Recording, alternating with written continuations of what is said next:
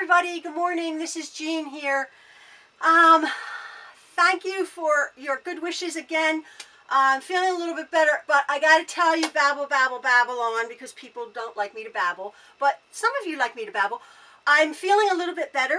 Thank you so much, but you won't believe what happened yesterday afternoon. I was eating a granola bar, my granola bars, which are really good. They're not crunchy, and I broke my back tooth. It cracked and it fell out of my head, half of it. So I'm waiting right now for the dentist to call and make an appointment to fix this tooth. It's pretty rotten, so I'll probably just have it, maybe have it even pulled. I don't know. I don't know what they're going to do. So anyway, yeah, I didn't have too good a night. Like my flipping tooth, what the heck? I'm getting old. My teeth are falling out of my head. Anyway, yesterday I was talking about backing fabrics, making quilt backs, and I was reading my comments and I'm thinking, Jean, you must have had a brain fart, because people were saying I actually piece my backings together, maybe with smaller pieces of fabric. Instead of using 5 yards of fabric, 4 yards of fabric, you'd use you know, a few pieces of fabric. And I'm thinking, duh, I've done that. I've done that. And I'm thinking, why in the world didn't I show you that? It was very fairly one-dimensional what I showed you. But here I am this morning, and I'm going to show you a quilt that I've made here. A real pretty log cabin. Didn't have a pattern. I just did a bunch of log cabin blocks, and I had this real pretty, actually I think it was from the 1980s, like one of those panels that you get, like you make a pillow or something. I just cut it out, and I appliqued it, just sat and stitched it onto the thing, the white. And as this quilt evolved, as you know, my quilts evolve, I took the center panel here and put some corner triangles, added a bit of border, and then added the log cabin blocks. But as you can see, what I do a lot, I'll make blocks, and I'll, as you know, I build my some of my quilts from the inside out, and I add borders, you know, however it's going to turn out. So that's what I did here. So I made these blocks, log cabin blocks, which you can find a tutorial on how to make. You reverse them to get the sides, but that's another thing. So I made these blocks, and then I realized, well, they didn't fit this panel. So what I do is I just stick a hunk of fabric in here and here to help them to get my size. Again, math, like if it was perfect, it would fit this panel, right? Like I'd have like 3 blocks that fit perfectly. Well, I don't do that half the time because I can't be bothered. My blocks turn out however they turn out. So I just add some fabric, and it makes it a little bit more interesting, I think. That's my story, and I'm sticking to it. So anyway, I wanted to make it a little bit taller, so I added this over here. Anyway, that's not what I'm talking about. This is my pretty quilt. But my backing, I didn't have. Oh, no, I did. What did I do? I had gotten this fabric here, this fabric, this lovely pretty floral, from connecting threads. I like connecting threads. And I got a lot, but I also had gotten the blue of the same fabric line. I don't know why I had ordered what I had ordered, but I got however many yards. But I didn't have enough of the floral, this floral, for the whole back. And I didn't have enough of the blue for the whole back. So what did I do? I made an actual patchwork of fabrics. 1 block, 2 blocks. Oh, geez, can you see this? And I just made I made my backing out of blocks. And what I had done with that, oh, and then it wasn't big enough, so I did add a border down the side. But what I had done, let me see if you can see it this way. Can you see that? They're just blocks. What I did is, however wide this quilt is, this is a fairly wide quilt.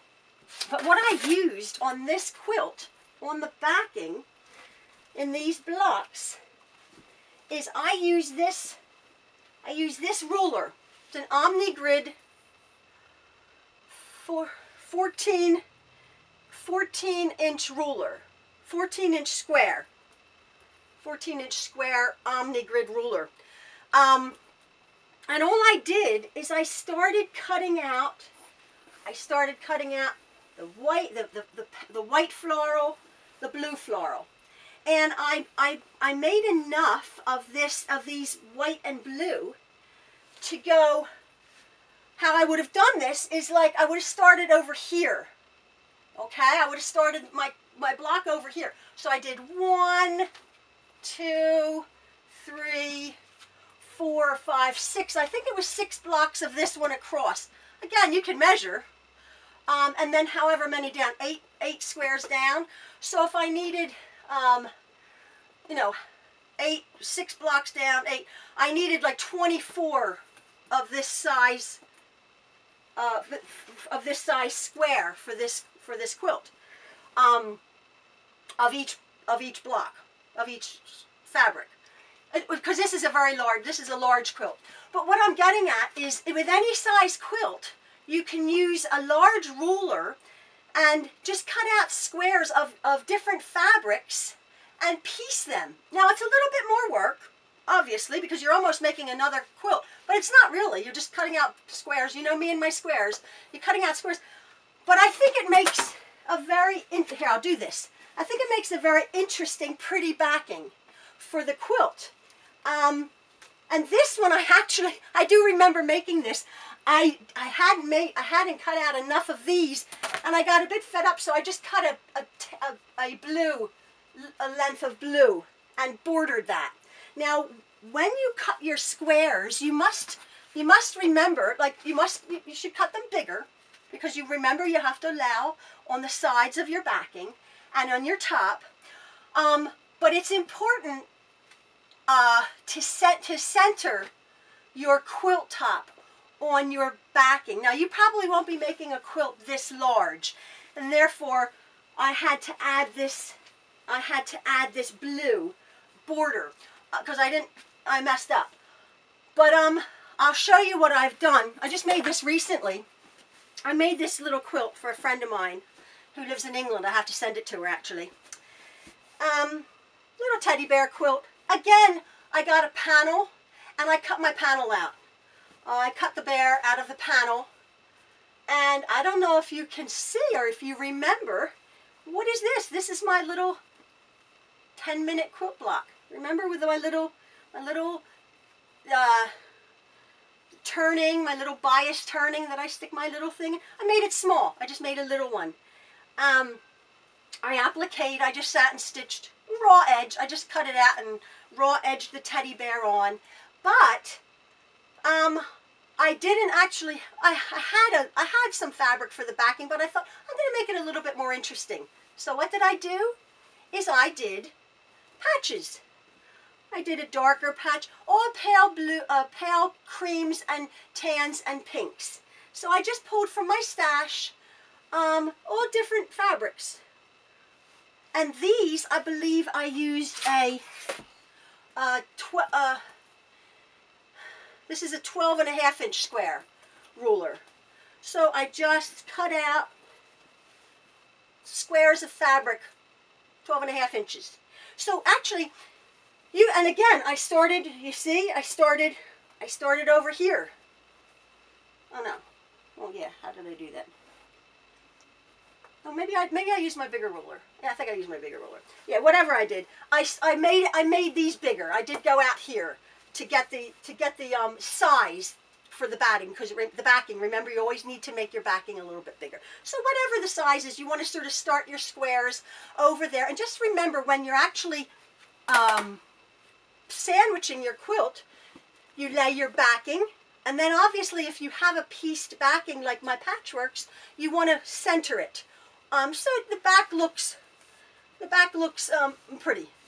So there's that little quilt with my pieced backing.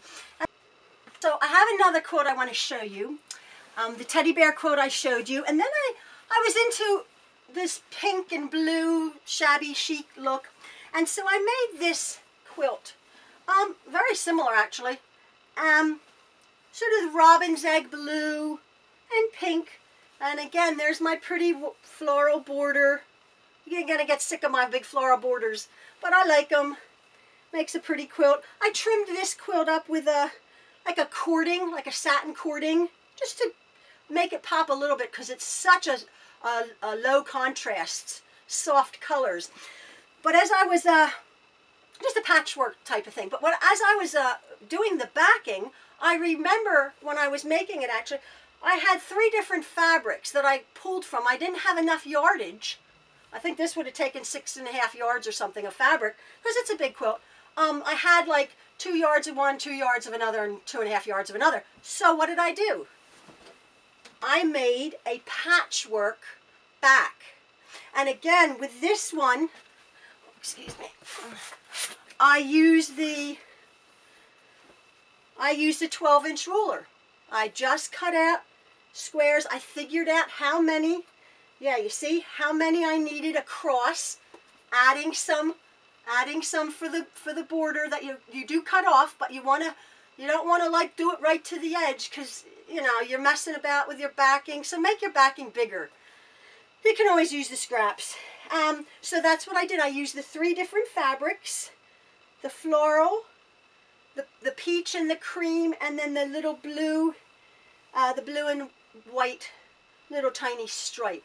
I just pieced these fabrics together and made this patchwork for the backing. Again, my quilt my squares would have come up here, and it's a good way to use up fabric that you have without having to go out and buy tons of yardage, 6 yards at one time. You might have fabric that you quite like, and it really makes what, a completely reversible quilt. There's that side, which looks very similar to this side, but it's truly reversible. This is patches. This is a little 9 patches within a 9 patch and half square triangles. Again, this quilt I put my rickrack around that sort of center block. I build my quilts pretty much from the inside out. When I said I don't use patterns, I do use patterns half the time, but the other half I literally just start as this quilt with something of interest to me. It may be a panel. That's a whole different subject. I have hundreds of panels. They're inexpensive, $6, $7, $8, and you get a lot of bang for your buck when you use a panel. But what I'm saying is panel quilts, which I'll show you again another time. I have several of them. Panel quilts have really nice interest, real pretty beautiful patterns, and then you just build your blocks or your squares or your borders or whatever around, and all of a sudden you have an instant quilt. Fantastic idea for beginners. I love panels. That was, like I said, a pillow panel or something. I just cut it out. My teddy bear was a panel, just cut it out, and I build from there. This is what it is. Again, my pretty floral borders. I love flowers, I really do. I like florals.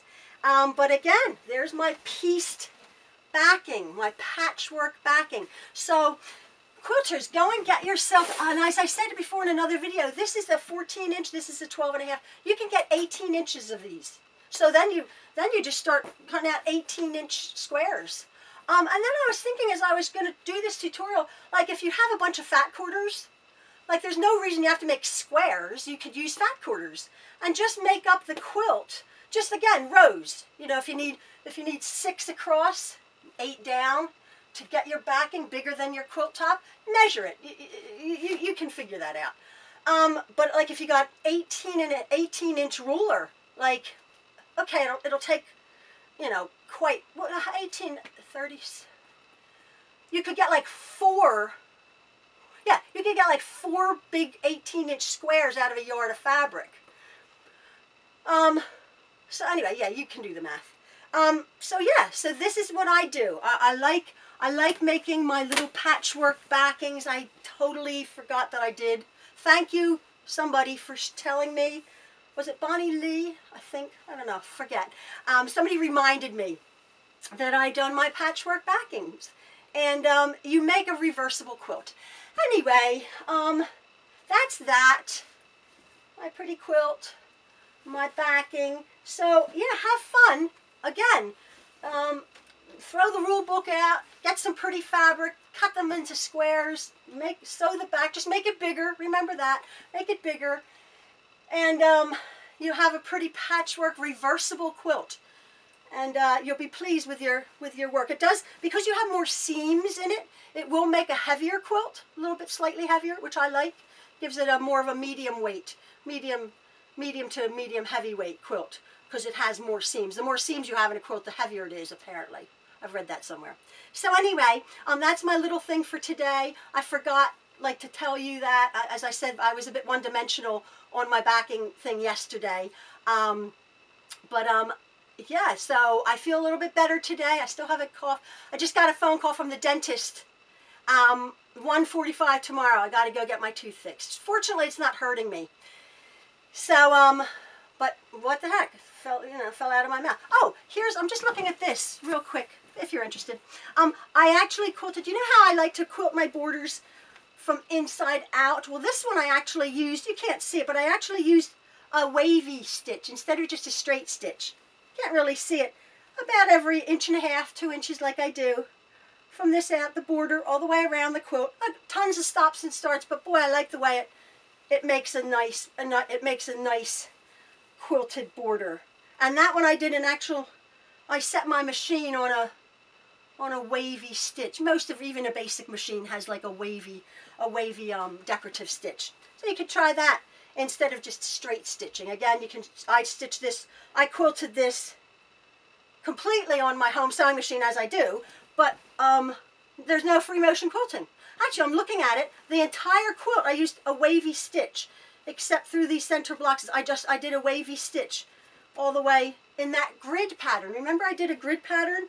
So that was quilted on my home sewing machine. Oops. Oh my. Yeah, my sewing machine has a larger throat. I know that, but you can do it. You can scrunch it up, shove it in. You won't be making these big quilts, but you can start quilting on your machine. And if you want to make a reversible quilt, cut out squares. Okay, everybody. Thanks again for watching. See you later. Bye. Sorry, actually, I just said goodbye, but I just thought of something that somebody's probably going to mention in a comment that I just thought of. This is a PS to my video. I've showed you how to make your pieced backing out of fabric, but then I was thinking, well, why in the world, those extra blocks that you make? You actually make some extra blocks, and I was showing you how to make pillows and stuff. I was messing about with was called a disappearing 9 patch, and I came up with this. It takes 2 seconds to make. Maybe I'll show you a little tutorial. It's a 9 patch, cut in half and cut in half again, and sewed back together. Sweet little block. But like, if I make this quilt, I might have 4 or 5 of these blocks left. And how lovely to incorporate your extra blocks in the backing of your quilt. Maybe even just like down the center, or maybe just one in the center of your backing. Just another silly idea I had. I want to sort of cover all bases for backing, so people don't call me out on what I forgot, because I forget things. But I just thought, oh, extra quilt blocks you could put in your backing. So that's that. Yeah, have at it and have fun with your backing.